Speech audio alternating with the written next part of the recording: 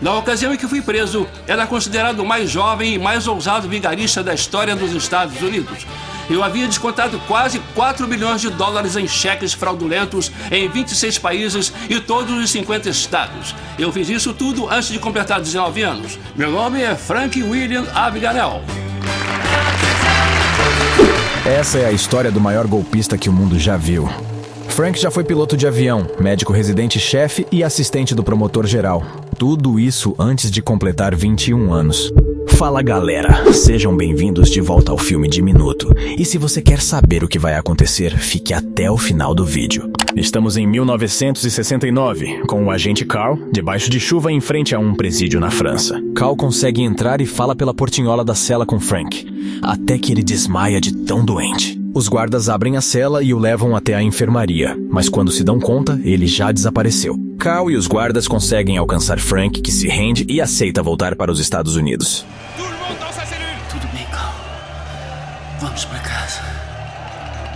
Voltamos para 6 anos antes. Agora estamos no Rotary Club, onde o pai de Frank, que também se chama Frank, está sendo homenageado e discursa na frente de todos, inclusive de sua esposa Paula. Algum tempo depois, os três aparecem em casa enquanto seus pais contam sobre o dia em que se conheceram. No dia seguinte, Frank é acordado por seu pai que lhe diz que hoje ele não iria para a escola. Os dois vão até uma loja de aluguéis e pedem emprestado um terno preto para que Frank Jr. se passe por motorista de seu pai. O plano é chegar até o banco e impressionar os gerentes para que ele consiga um empréstimo.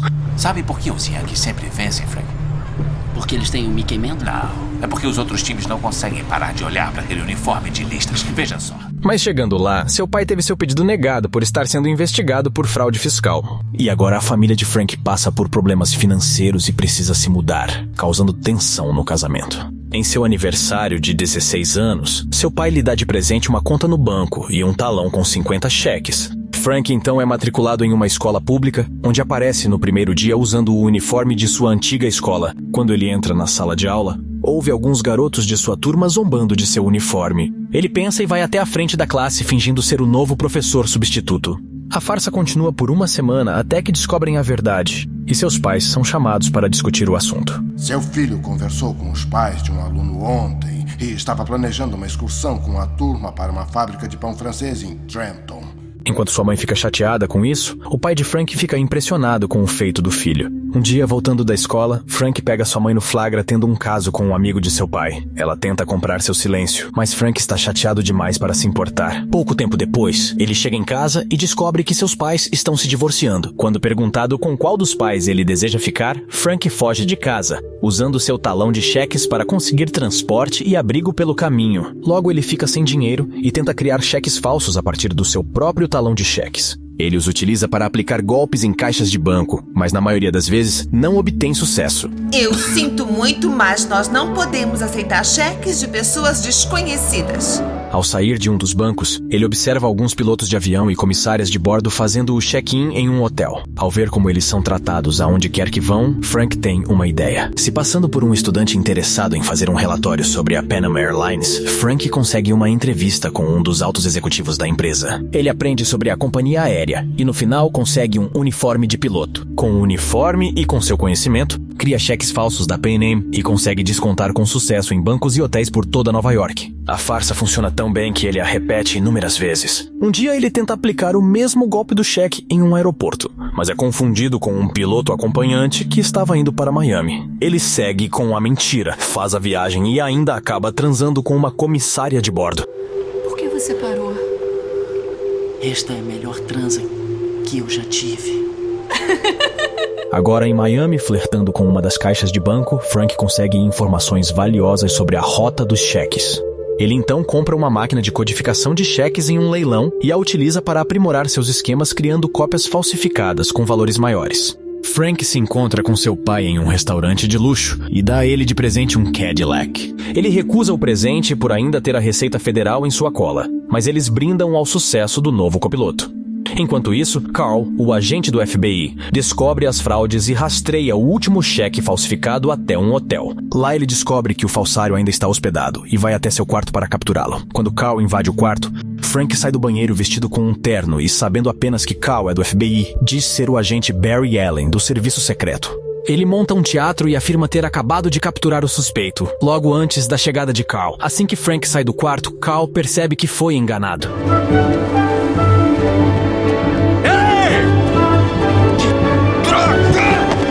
De volta ao escritório, os agentes discutem, mas as informações no quarto e a descrição de Carl não levam a lugar nenhum. Durante outra entrevista com o executivo da Pan-Am, Frank descobre que o falsificador está sendo conhecido por vários apelidos, como James Bond do céu. Inspirado no codinome, ele compra alguns ternos e um Aston Martin como o do agente. No corredor de um hotel, ele conhece Cheryl, uma modelo de revista. Ela se oferece para passar a noite com ele por $1.000, mas Frank alega ter apenas um cheque de $1.400. Cheryl propõe que ele o dê para ela, e ela lhe pagará os $400 da diferença em dinheiro. Então a garota acaba pagando para dormir com ele. Na véspera de Natal, Carl está no escritório quando o telefone toca.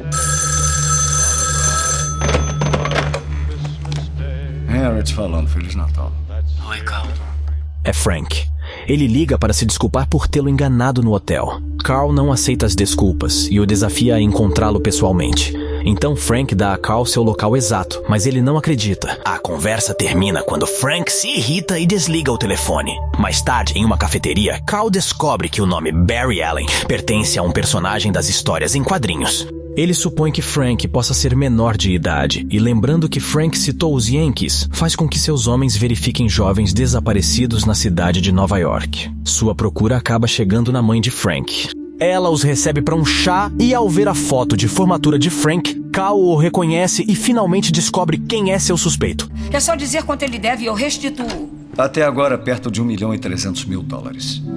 Algum tempo depois, ao visitar um amigo em um hospital em Atlanta, Frank conhece e se interessa por uma jovem enfermeira. Ela se chama Brenda. Ele decide se inscrever no hospital fingindo ser um médico com um diploma falsificado da Faculdade de Medicina de Harvard e um impressionante currículo inventado. Frank é contratado como supervisor noturno da sala de emergência e garante que Brenda esteja em sua equipe. Ele a conquista e os dois acabam se beijando. Embora não tenha conhecimento ou experiência médica, o rapaz consegue influenciar os médicos da sua equipe a tomarem decisões por conta própria. O tempo passa e Frank programa uma viagem à casa dos pais de Brenda para pedi-la em casamento. Enquanto isso, Carl visita o pai de Frank que se recusa abertamente a entregar o filho, mas Carl encontra uma carta de Frank com seu endereço em Atlanta. O endereço leva ele e sua equipe até a casa de Frank, mas ele já partiu para a Louisiana ao encontro dos pais de Brenda. Carl percebe o diploma de Harvard de Frank com seu novo nome, o que o leva ao hospital, mas o cargo já foi abandonado. Agora, no jantar com os pais de Brenda, Frank afirma ser também um advogado qualificado. O pai de Brenda, Roger, pergunta a ele sobre as suas intenções, o que leva Frank a abrir o jogo. Eu não sou um médico, eu não sou um advogado, e eu não sou um piloto de avião. Eu não sou nada. Eu sou um rapaz apaixonado pela sua filha. Ele o chama de romântico e concorda em dar a mão de sua filha. Semanas depois, Frank passa no exame da Ordem dos Advogados e se junta ao escritório de advocacia do pai de Brenda como assistente do promotor. Enquanto os preparativos para o casamento continuam, Frank viaja de volta para Nova York para visitar seu pai e contar sobre o noivado. Seu pai continua enfrentando problemas com a receita e revela que Paula se casou com aquele seu amigo e seguiu em frente. Ele também conta que recebeu uma visita do FBI e sabe o que Frank está fazendo. Frank se mostra desesperado, mas seu velho o encoraja a continuar e os dois se desentendem. Já é Natal de novo e Carl e Frank estão em mais uma ligação. Frank diz que está cansado e quer se estabelecer, pedindo a Carl para parar de persegui-lo, mas o agente informa que isso não seria possível, pois Frank já roubou cerca de $4 milhões que foram descobertos até o momento. Frank entende e desliga, sem perceber que cometeu um erro ao contar a Carl sobre o noivado. Carl deduz que ele está namorando e por isso deve ter mantido o nome. Eles conseguem localizar Frank na noite da festa de noivado, levando ele a confessar a Brenda quem ele realmente é. Brenda, eu não quero mais mentir pra você, tá bom? Eu não sou médico, eu nunca fiz faculdade, eu não sou advogado, não estudei em Harvard, nem sou luterano. Você não é luterano? Ele pede que ela o encontre no aeroporto e escapa pela janela.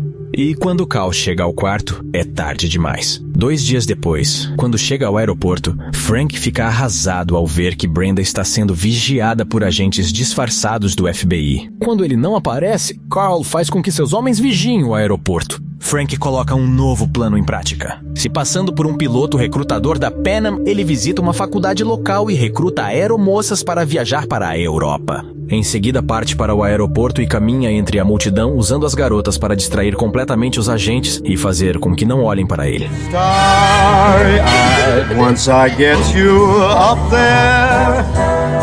Viu a loura na frente? Frank consegue passar diretamente pelos agentes e escapa. 7 meses depois, Carl informa a seu chefe que o negócio está fora de controle. Frank tem falsificado cheques por toda a Europa, mas dessa vez os cheques são reais. Ele pede permissão para rastreá-lo e recebe um não de seu chefe, afirmando que se Carl não conseguiu o capturar na América, ele não conseguirá na Europa. O agente se recusa a desistir e leva um dos cheques de Frank a impressores profissionais. Os homens suspeitam que ele deve ter sido impresso em uma impressora francesa. Carl se lembra de uma conversa com a mãe de Frank na qual ela mencionou a cidade onde conheceu seu pai, em Montrichard, na França. Ele viaja até lá e encontra Frank, na véspera de Natal, dentro de uma enorme fábrica de impressão. Carl conta a Frank que veio com a polícia francesa e prometeu prendê-lo pessoalmente. Frank assume que ele está mentindo, mas Carl o convence de que ele será baleado se sair da fábrica sozinho. Então, ele concorda em ser algemado e o agente o leva para fora. A polícia francesa chega e prende Frank. Não se preocupe, Frank. Você vai ser extraditado para os Estados Unidos. Não se preocupe. Após 2 anos, em mais uma véspera de Natal, Frank é libertado sob a custódia de Carl e está viajando de volta para os Estados Unidos. Perto do pouso, Frank descobre que seu pai morreu. Devastado, ele se tranca no banheiro do avião e escapa pelo trem de pouso. Ele foge para a casa onde sua mãe mora com uma nova família e espia pela janela. Com seu pai morto e percebendo que sua mãe seguiu em frente, Frank se entrega silenciosamente à polícia quando ela chega. O julgamento acontece. Ele é condenado e sentenciado a 12 anos, completamente isolado, em uma prisão federal de segurança máxima em Atlanta. Durante os 4 anos seguintes, Frank recebe visitas regulares de Carl. Em uma dessas visitas, Frank ajuda na busca de um falsificador que Carl está perseguindo. É um caixa do banco. O que disse? Sem dúvida, é um caixa do banco.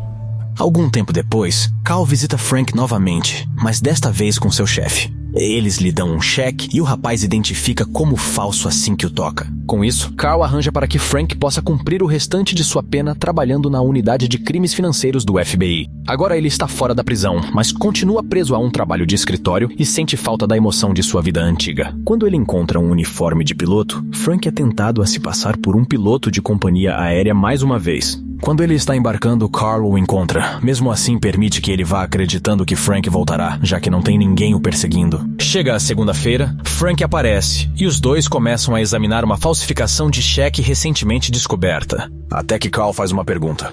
Como trapaceou no exame de direito inicial? Não foi trapaça. Eu estudei 2 semanas e passei. Bom, é isso, galera. Na sessão de hoje assistimos um filme que se chama Prenda-me se for capaz, de 2002. E eu queria saber o que vocês acharam. Se vocês estivessem no lugar do Frank, o que vocês fariam de diferente? Manda a sua ideia aqui nos comentários que eu vou responder todo mundo. E para que a gente continue fazendo mais vídeos como esse, queria pedir a ajuda de vocês para batermos a nossa segunda meta de likes, certo? Então, se você gostou, não esquece de deixar o seu like. Não quer perder os próximos vídeos? Já se inscreve e ativa o sininho, tá? Espero vocês na nossa próxima sessão de Filme de Minuto.